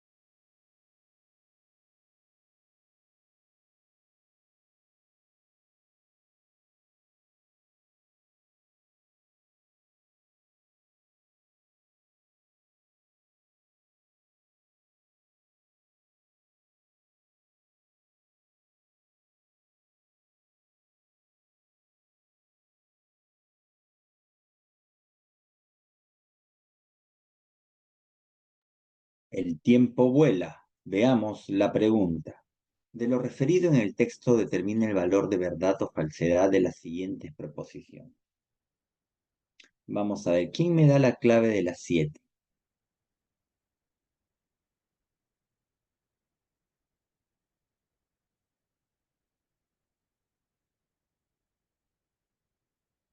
Bueno, las experiencias tempranas de la vida rigen el comportamiento del sujeto.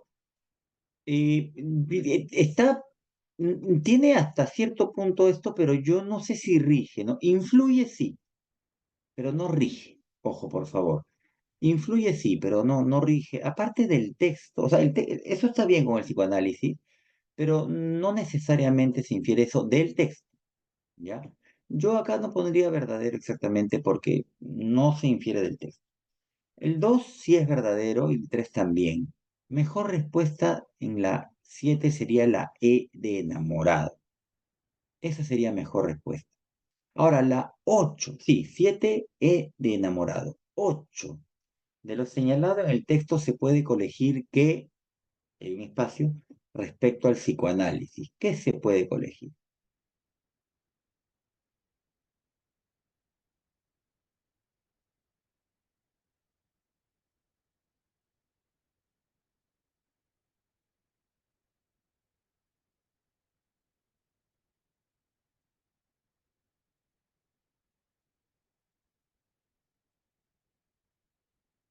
Yo les doy la pista. Mejor respuesta es la D. La D. La participación del pensamiento establecido a partir del yo, aspecto racional, juega un plano secundario en cuanto a la realización y metas dirigidas. O sea, la fuerza de mi accionar está basado en orientarme hacia el placer y el yo juega un papel secundario que es el control y la dirección que le da, más no el motor y el motivo. Una pregunta, por ahí me preguntan, ¿qué es? Hedonista es placer. Hedone es placer en griego. Profe, ¿por qué no la E? La comprensión del comportamiento se sustenta sobre principios biológicos, ya que se busca satisfacer el placer. La comprensión del comportamiento se sustenta sobre el principio biológico. No solo son biológicos, o sea, Freud no hablaba necesariamente de instintos, él hablaba de pulsiones, que tenían más de fuerza mental que de fuerza biológica, ojo. No necesariamente biológico o no necesariamente se infiere en eso del texto, ¿ya? Mejor es la D. Ahora, la 9 vamos a verla. No, ya no nos yo le voy a dar las claves, ¿eh? La 9 mis queridos alumnos, se la dejo para que ustedes la revisen, anoten ahí, es la B de bullying, ¿ok? La B de bullying, anótenlo porque lo van a revisar. Y la 10 es bueno, esto sí lo dije en clase, la D, sensaciones, sentimientos e imagen. ¿Ok, mis queridos alumnos? 9 B de bullying, anoten, y 10 D de deudas. Listo, mis queridos alumnos. Se nos acabó el tiempo y sé que tienen que ir a su receso y que lo esperan con mucha calma para comer algo. Estamos igual. Yo, mientras tanto, les mando un fuerte abrazo. Gracias por su atención. Les prometo que en la clase de psicología voy a poner siempre todo mi esfuerzo para tratar de contestar todas sus preguntas. Siempre hay dudas, pero ahora les toca también a ustedes, ¿no? Investiguen, pongan de su parte. Nos vemos, ¿ya? Pórtense bien y no hagan nada que yo no haría. Chao.